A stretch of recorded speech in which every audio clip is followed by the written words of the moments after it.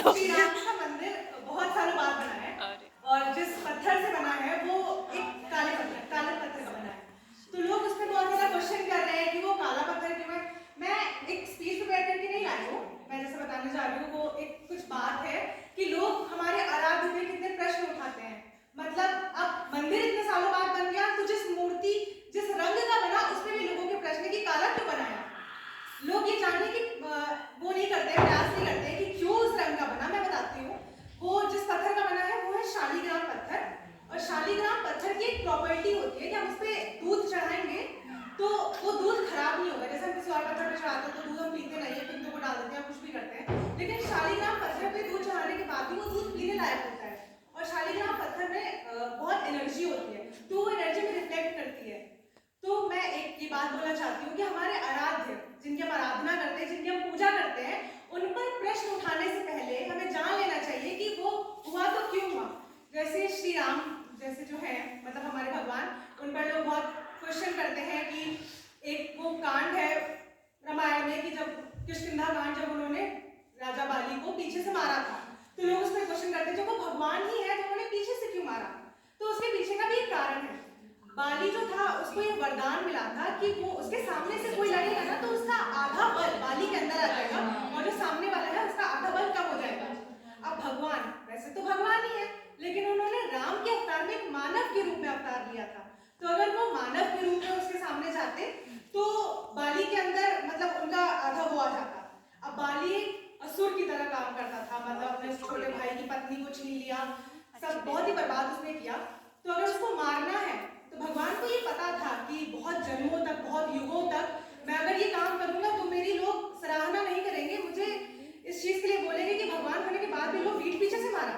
आजकल हम लोग बोलते नहीं है, हमें पता नहीं है, लेकिन हम लोग बोलते हैं। और भगवान को ये चीज पता थी कि अगर मैं ये करूंगा तो ऐसा होगा, बट फिर भी भगवान होने के बाद भी उन्होंने ये सोचा कि कोई बात नहीं, जैसा लोग बोल रहे हैं बोलने दो, मुझे ये काम करना है। और उन्होंने बाली को पीछे से मारा। क्यों मारा? क्योंकि बाली के पास ऐसा वरदान था। अब भगवान के रूप में भी जाकर के बाली को मार सकते थे, लेकिन जब बाली को ये वरदान मिला है तो वरदान ही किस काम का। फिर तो लोगों का दिमाग ही मतलब उनकी जो है उम्मीद ही वरदान से हट जाती कि अब वरदान भी मिला और मार भी नहीं पाया और ये भी हो गया, व्यर्थ हो गया वरदान। तो भगवान को ये भी पता था कि मैं अगर बाली के सामने भगवान के रूप में जाऊंगा तो उसको मार ही दूंगा, लेकिन मानव के रूप में उन्होंने अवतार लिया और वो मर्यादा पुरुषोत्तम राम है। तो उन्होंने अपनी मर्यादा का ध्यान रखते हुए बाली को पीछे से मारा। मतलब उनको पता था कि लोग मुझे आगे सुनाएंगे बहुत ज्यादा कि भगवान होने के बाद भी किया। उन्होंने वो चीज को समझा कि कोई बात नहीं, लोग को मुझे बोलने दो, लेकिन मुझे इस दुष्ट का विनाश करना है। तो उन्होंने उसको मार दिया और वो भगवान के रूप में नहीं गए, क्योंकि बाली का फिर ये लगता कि यार मैंने इतना संघर्ष किया, इतना प्रयास किया, उसके बाद मुझे वरदान मिला तो वरदान भी व्यर्थ चला जाता। तो भगवान ने अपनी सारी मर्यादाओं का ध्यान रखा। तो हमें भगवान जो हमारे भगवान हैं उनके ऊपर क्वेश्चन उठाने से पहले हमें सोच लेना चाहिए कि ये हुआ तो क्यों हुआ। जैसे मैंने अभी आपको बताया कि बाली को ऐसे क्यों मारा। वैसे एक और चीज है कि लोग बोलते हैं कि भगवान श्री राम किसके पुत्र हैं? राजा दशरथ के। और भगवान राजा दशरथ के पुत्र हैं और राजा दशरथ की 3 पत्नियां हैं। भगवान के पिता होने के बाद उनकी 3 पत्नियां क्यों है? उनकी 3 पत्नियां इसलिए, उसका भी एक कारण है। उसका कारण यह है कि भगवान की 3 पत्नियां थी, कौशल्या, सुमित्रा और कैकेयी। तो तीनों के बेटे 4 बेटे थे, राम, लक्ष्मण, भरत और शत्रुघ्न।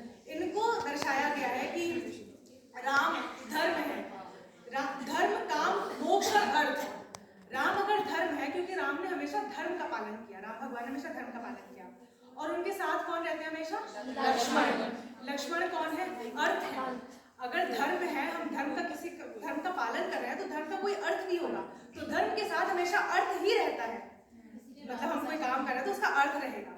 और भरत कौन है? भरत जिन्होंने जब राम भगवान 14 साल के लिए वनवास में चले गए तो उनके लिए सब त्याग दिया कि मैं एक कुटिया में रहूंगा हमेशा, जब तक भगवान लौट के नहीं आ जाते मैं एक सन्यासी का जीवन जीऊंगा। उनकी चरण पादुका को उन्होंने सिंहासन पर रख दिया था, उससे राज किया था। तो भरत ने सब कुछ अपने बड़े भाई के लिए त्याग दिया। वो मोक्ष है। मोक्ष मतलब तो त्याग देना ही होता है ना, तो मोक्ष है।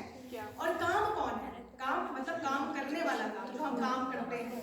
काम कौन है? शत्रुघ्न। क्योंकि उन्होंने 14 साल, जब सारे भाई चले गए तो 14 साल तक उन्होंने अयोध्या को चलाया।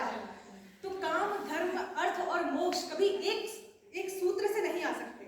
मतलब हम चारों क्वालिटीज किसी एक जगह से नहीं आ सकती। ये 4 क्वालिटीज को अलग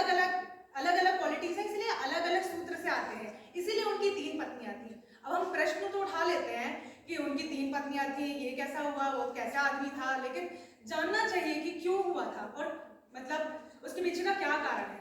बहुत सारे लोग, हमें खुद को अपने धर्म के बारे में नहीं पता, इसलिए बहुत सारे लोग हम पर प्रश्न उठाते हैं और धर्म को भ्रष्ट करने की कोशिश करते हैं। तो हमें दूसरों के धर्म के बारे में भले ना पता हो, अपने धर्म से जुड़ के रहना चाहिए और